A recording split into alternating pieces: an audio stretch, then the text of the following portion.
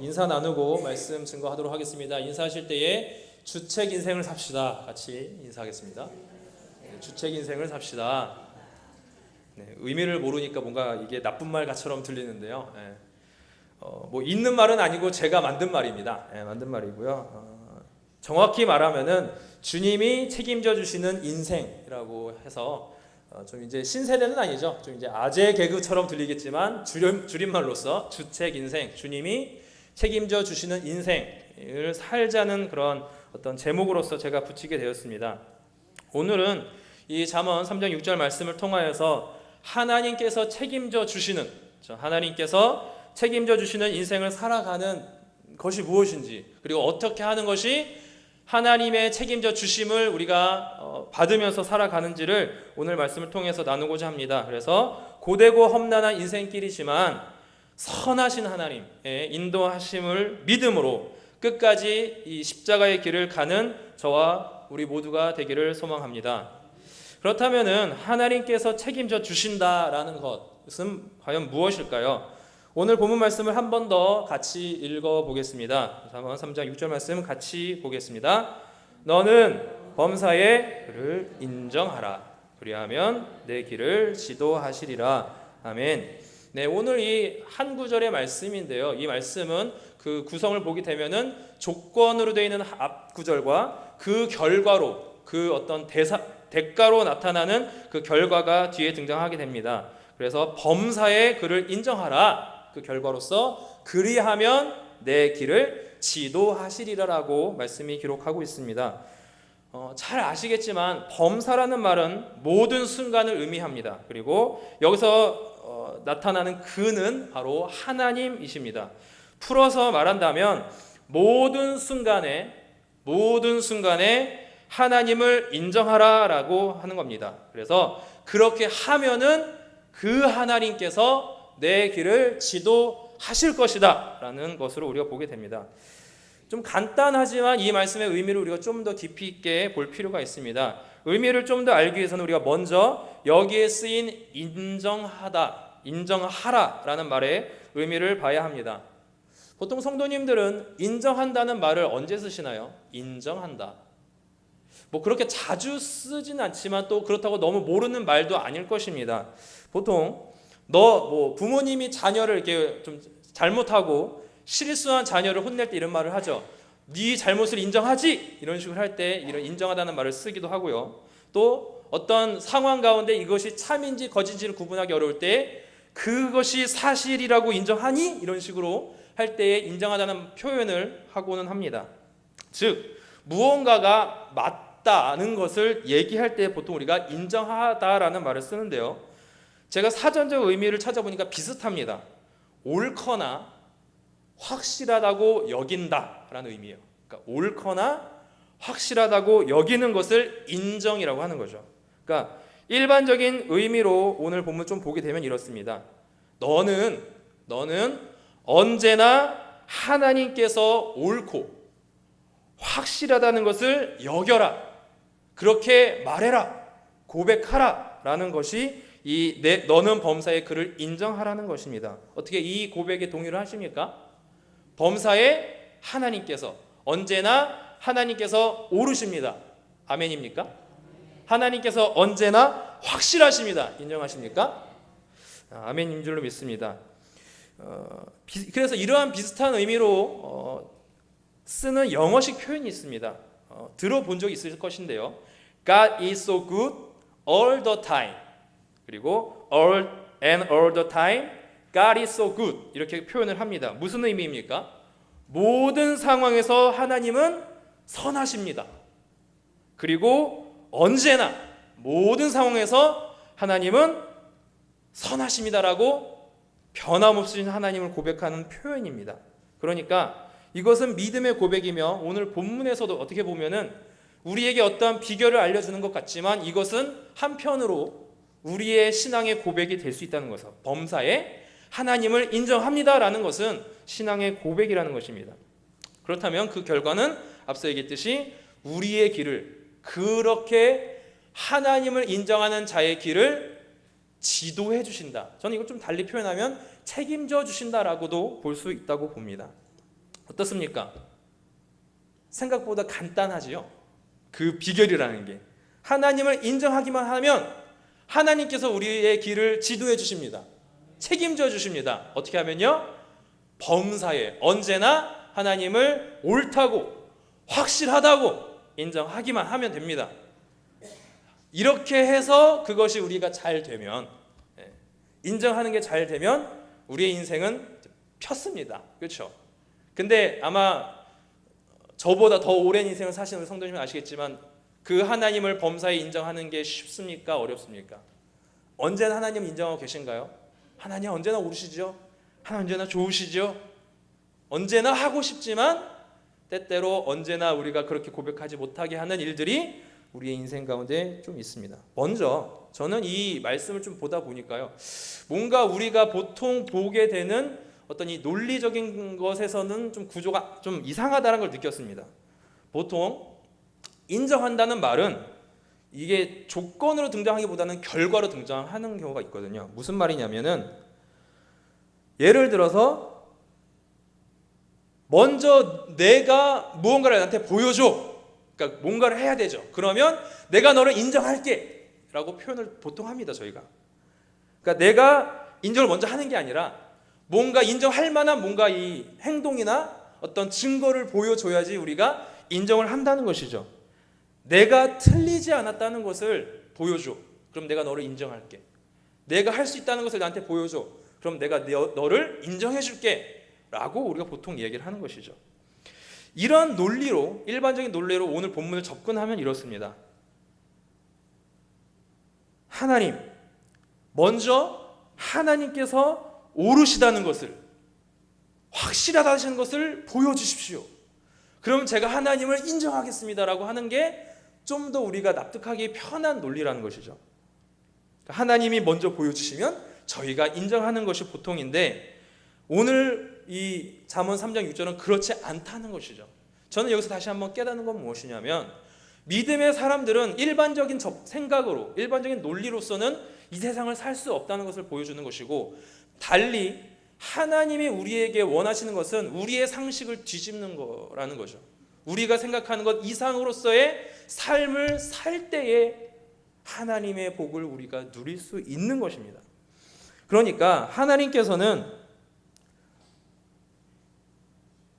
우리에게 먼저 무엇을 원하시는 것입니까? 어떠한 조건을 따지지 않는, 조건을 없이 우리가 순수하게 하나님을 믿는 것, 그렇게 하나님을 믿을 수 있는 것을 우리에게 원하신다는 것입니다. 왜 그렇습니까? 이미 살아보신, 인생을 살아보신 분들은 알겠지만 인생에는 하나님을 인정할 수 없는, 인정하지 못하게 하는 일들이 너무나도 많기 때문입니다. 모든 상황에서 하나님을 선하다고, 하나님 좋으시다고 고백하고 싶지만 때때로 우리의 인생 가운데에 하나님을 인정할 수 없게 하는 그러한 다양한 일들이 있다는 것이죠. 하지만 하나님은 그럼에도 불구하고 우리에게 무엇을 원하십니까? 먼저 우리가 하나님을 향한 믿음을 고백하기를 원하신다는 것입니다.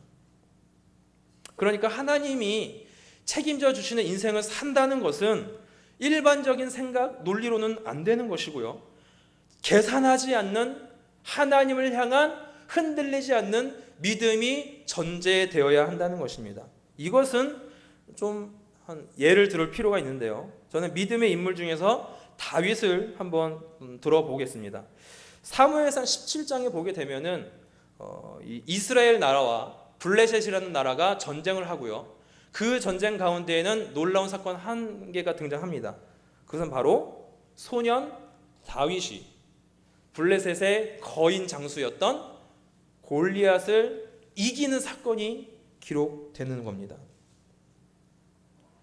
이 사건 가운데 우리는 보통 하나님께서 다윗을 도우셔서 다윗이 골리앗을 이겼다, 맞습니다. 근데 우리가 좀 더 이 사건을 면밀하게 찾아보면요, 이 사건에 그거 외에도 우리가 배워야 할 다윗의 어떤 믿음의 그 모습들을 찾아볼 수가 있습니다.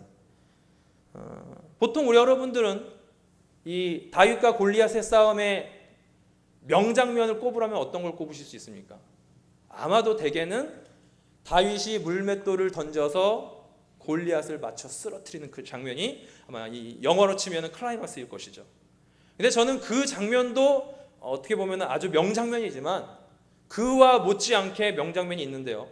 바로 그것은 다윗이 골리앗 앞에 서는 그 장면입니다. 그러니까 맞서 싸우기 전에 다윗이 골리앗 앞에 섰다는 거, 서는 그 순간, 이 어떻게 보면 또 다른 명장면이라는 거죠.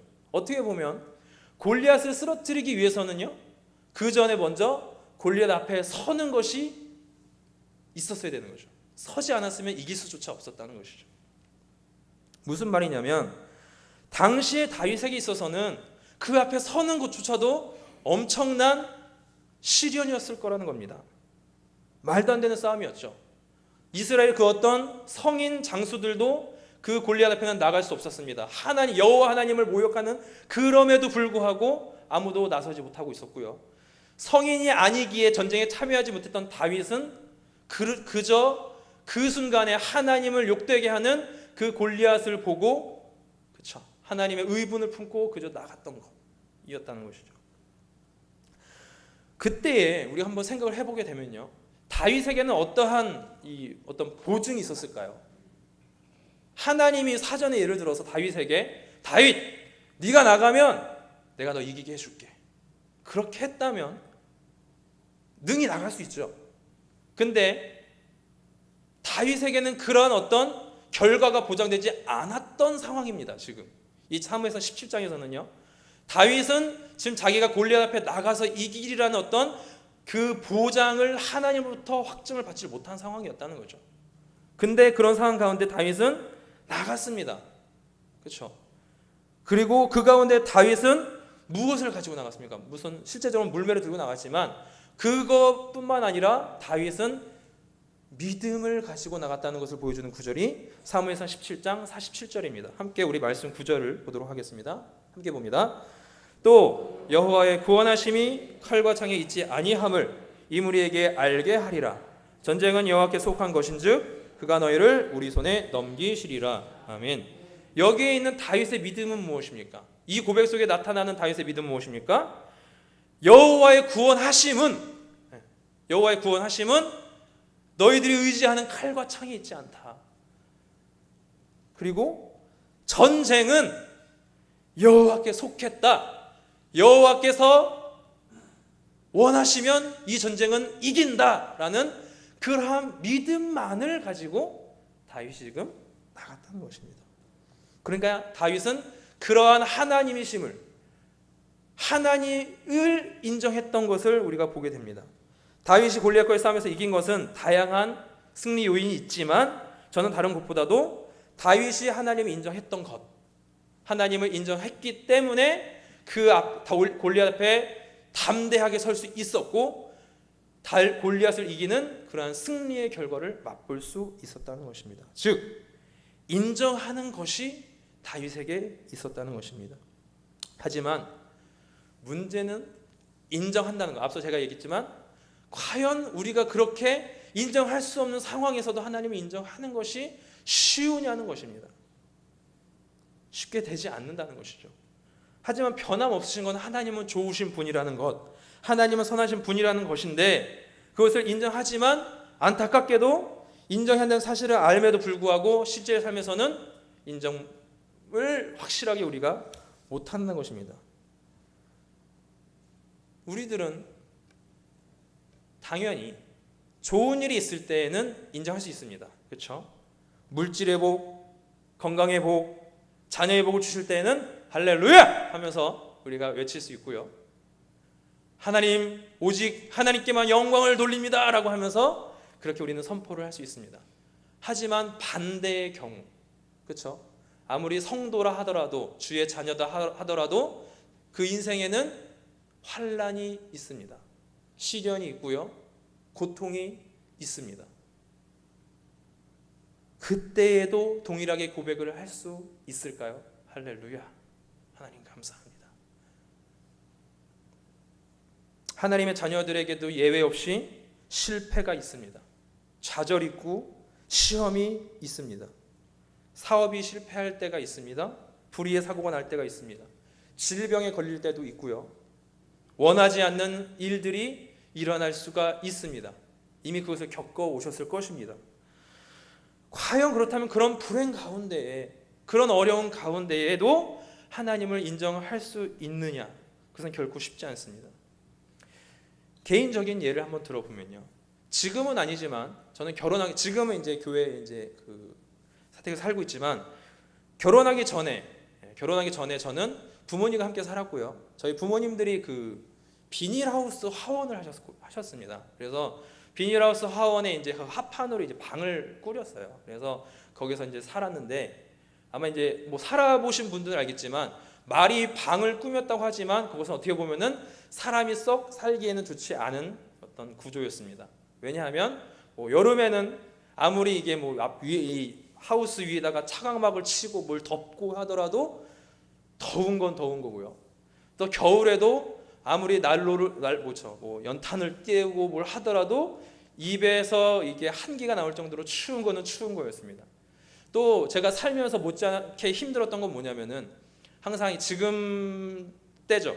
장마철이 되면은 항상 이제 물이 새는 일이 이제 그 하우스에 일어납니다. 물론 모든 비닐하우스가 그렇진 않습니다. 근데 저희가 아무래도 이제 공사를 잘 못했던지 저희들은 거의 매년 물 난리가 나는 게 저희가 이제 살던 집이었거든요. 그때마다 저는 매년 여름마다 항상 기도 제목이 그거였어요. 올해는 무사히 넘어가게 해주세요. 올해는 물 난리가 안 나게 해주세요. 막 이렇게 기도를 하곤 했습니다.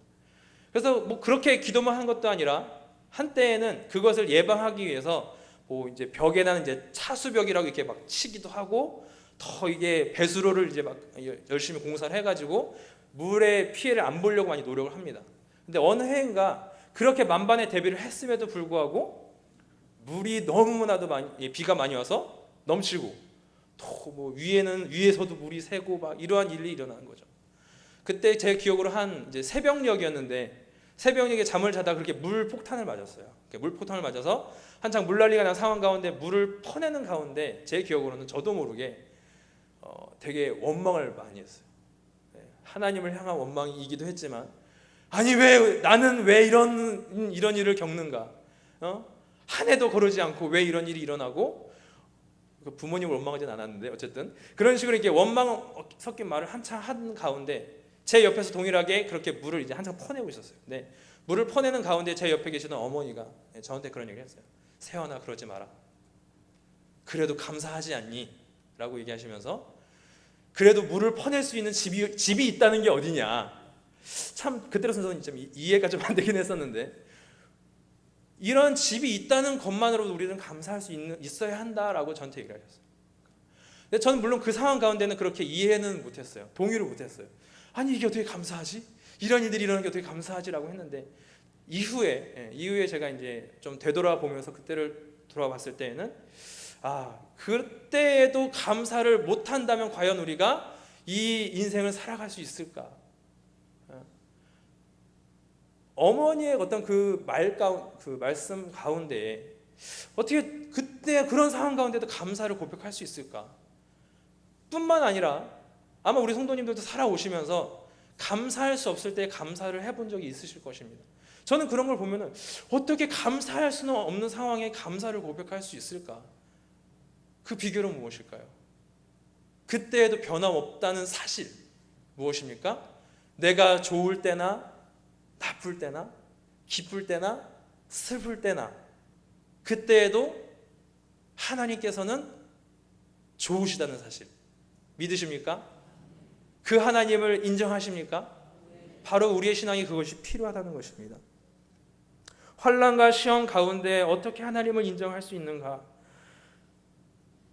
그것은 쉽지 않지만 오늘 또 본문에 등장하는 이 인정하는 말을 좀 더 살펴보면 또 그 의미를 우리가 알 수가 있습니다.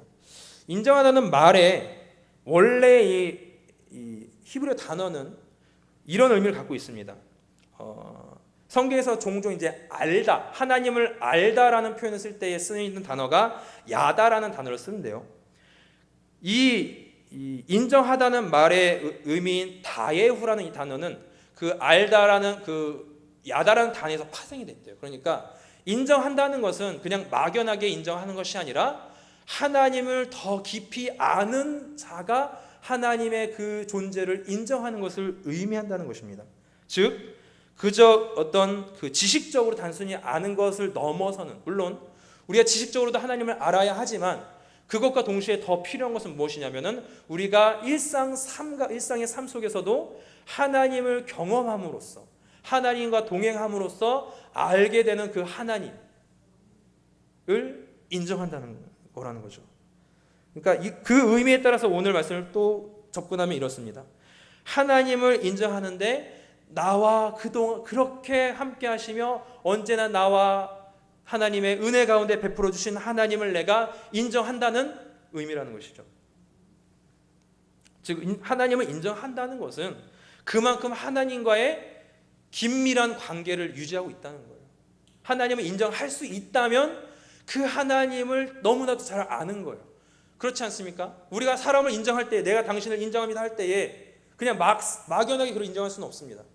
우리가 그 사람을 세세하게 알면 알수록 인정할 수 있다는 것이죠. 마찬가지로 우리가 하나님을 범사에 인정하기 위해서는 우리들이 더 친밀하게 하나님과의 교제를 누리는 삶을 살아야 한다는 것입니다. 범사에 하나님을 인정한다는 것은 하나님을 잘 안다는 것입니다. 앞서 살펴본 다윗은 그러했습니다. 그러한 삶을 살아왔던 것입니다. 그저 다윗 앞에 섰을 때에 그때 하나님 도와주세요라고 하면서 하나님을 고백했던 게 아니라 다윗은 골리앗 앞에 서기 이전부터 그렇죠? 이미 하나님을 인정하는 삶을 살았던 것을 우리들은 찾아볼 수가 있습니다. 사무엘상 17장 34절부터 우리 30절까지 한번 보도록 하겠습니다. 같이 보겠습니다. 다윗이 사울에게 말하되 주의 종이 아버지의 양을 지킬 때에 사자나 곰이 와서 양떼에서 새끼를 물어가면 내가 따라가서 그것을 치고 그 입에서 새끼를 건져내었고 그것이 일어나 나를 해하고자 하면 내가 그 수염을 잡고 그것을 쳐 죽였나이다. 주의 종이 사자와 곰도 쳤은즉 살아 계시는 하나님의 군대를 모욕한 이 할례받지 않은 블레셋 사람이리이까 그가 그 짐승의 하나님과 같이 되리이다. 또 다윗이 이르되 여호와께서 나를 사자와 발톱과 곰의 발톱에서 건져내셨은즉 나를 이 블레셋 사람의 손에서도 건져내리시리이다. 사울이 다윗에게 이르되 가라 여호와께서 너와 함께 계시기를 원하노라. 아멘. 본문에서도 기록하였듯이 다윗은 지금 골리앗 앞에 서는 이 일이 있기 이전에도 동일하게 시련과 환련과 어려움이 있는 삶을 살아왔어요. 소년이지만 그렇죠? 물론 소년에서 대충 청년의 나이이긴 하겠지만 그 짧은 인생 동안에도 하나님을 경험한 거예요. 하나님이 책임져 주시는 인생을 살아봤던 거예요. 그가 목동으로서 양을 돌보는 그 상황 가운데에도 하나님을 인정하니까 그 다윗은 그 사자의 곰의 그 위협 속에서도 인정하는 하나님의 도우심을 맛볼 수 있었던 것입니다. 그냥 위기의 순간에 우리가 하나님을 의지하는 것이 아니었다는 것이죠. 하나님을 인정하는 삶을 살아왔을 때 하나님을 경험하고 좋으신 하나님, 선하신 하나님, 변함없으신 하나님, 전능하신 하나님을 늘 경험하고 고백하고 인정하는 다윗이었기 때문에 골리앗이라는 그 두려움 앞에, 그 환난 앞에 다윗이 담대하게 설 수 있었던 것입니다. 말씀을 정리하겠습니다. 하나님이 책임져 주시는 인생이라는 것은 그만큼 그 인생 가운데에 하나님을 인정하는 것이고 그 인정한다는 것은 그만큼 하나님을 잘 안다는 것입니다. 하나님을 잘 아십니까? 그 하나님이 얼마나 좋으신 분인지, 얼마나 나를 사랑하시는 분이신지 아십니까? 그렇다면 우리의 인생은 이미 하나님께서 책임져 주시고 있는 줄 믿습니다. 나를 사랑하시고 나를 위하여 독생자 예수 그리스도를 보내주신 하나님, 그 하나님을 믿는 믿음이 있는 인생이라면 하나님이 책임져 주실 줄로 믿습니다. 그렇게 인정하시며 살아갈 때에 우리도 다윗처럼 세상이라는 두려움이라는 그 골리앗 앞에 담대히 나아가 싸워 승리할 줄로 믿습니다. 하나님, 제가 기쁠 때나 슬플 때나 좋을 때나 어려울 때나 사망의 골짜기를 지날지라도 나의 하나님은 좋으십니다. 아멘이십니까? 변함없으신 하나님, 나를 인도하여 주시옵소서. 끝까지 주님 앞에 나아가는 저희가 되게 하여 주시옵소서라고 고백하는 저와 우리 모두가 되시기를 소망합니다. 이 시간 우리 말씀을 기억하며 함께 기도하겠습니다.